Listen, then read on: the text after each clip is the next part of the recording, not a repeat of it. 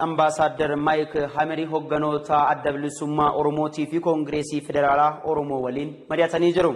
Dhiyeenya kana kan muudaman ergamaan addaa gaafa Afrikaa Mike Hameri fi jilli dippiloomaatota Ameerikaa dura taa'aa Koongireesii Federaalaa Oromootii fi hayyuu duree adda bilisummaa Oromoo waliin marii bal'aa taasisuu isaanii Koongireesiin Federaalaa Oromoo marsaa hawaasaa isaa irratti qoodeetii jira.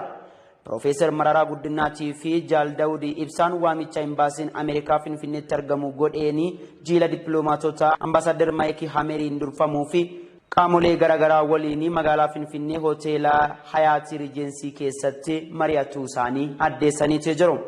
Mariin aangawoota paartilee fi jilli dippiloomaatota kun keessumattuu haala qabatamaa waraanaa fi hongee Oromiyaa keessatti dhimma marii biyyaalessaatii fi hidhattoota siyaasaa ilaallatan irratti mari'atuu isaaniillee addeessanii jiru.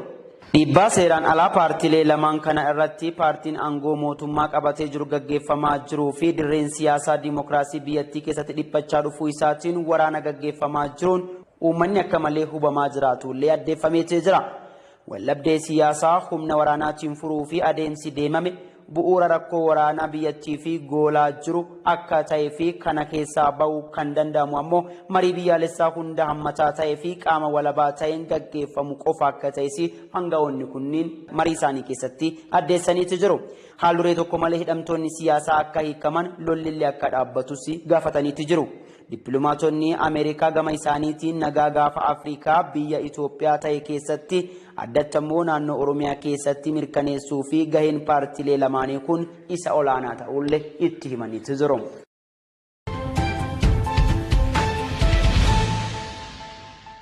Warshaan oomisha warqii laga dambii waggoota 3 dura cufamee ture ammas irra deebi'uudhaan eega banameen asii bu'aa guddaa argatuu isaa addeesseetii jira.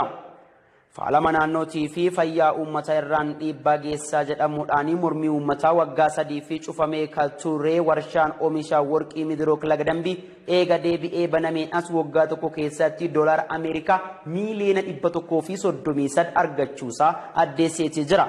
Kibba Oromiyaa godina Gujii aanaa Oddoo Shaaksotii kan argamu waldaan dhuunfaa itti gaafatamummaan isaa murtaa'e warshaa oomisha warqii Midirook laga dambii bara 2011tti warqii kiiloogiraama 2647 irraa oomishuudhaan gara biyya alaatti erge irraa doolaara miiliyoona 133 akka argate addeesseetii jira.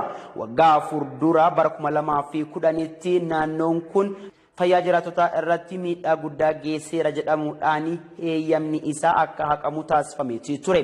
Hayyamni dhaabbatichaa haqamuun rakkoo fayyaa namaatii fi faalama naannoo keemikaalotaan gadi lakkifamuu uumamuu atoo hin taane mormii siyaasaati jechuudhaan aangawoonni mootummaa kan naannoo Oromiyaatii fi kan godina Gujii bulchan dubbataa turanii jiru. Ministeeriin albuuda boba'aatii fi gaazii uumamaa Itoophiyaa yennaa san ture qorannoo antaasiseenii dhaabbatichi faalama naannoo hin fidu jechuun waggoota 10 fi dabalataan eeyyama isaa dheeresseefii ture. Haa ta'uutii malee yennaa sanitti mormii uummataa irraa kaka'e ministeerichi hayyama dabalataa waggaa 10 dhaabbatichaa fi kenne sodaatee akka ture ni yaadatama.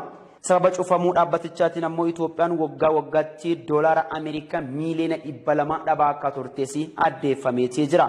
Eeyyamni kennamee eega haqameen duuba ammoo qorannoon irra deebi'ee gaggeeffamee akka agarsiisutti faalamni dhaabbatichaa naannoo irraan gahu cufaatii fi kan isa geessisu akka hin taanee fi salphaa ta'uun isaa waan hubatameef sirreeffamni kun godhamuun isaallee addeeffameetii jira. Eega bara darbee oomisha jalqabeen as garuu doolaara Ameerikaa miiliyoona 133 argadhe jedheetii jira. Waliigalteen dhaabbatichi hujii isaatti deebi'e keessatti ammoo dhaabbatichi galii argatu irraa tanaan qara kaffalaa kan hin turre amma ammoo mootummaa naannoo Oromiyaatiif illee gibira akka kaffaluu fi waliigalamee ta'uun isaallee barameetii jira.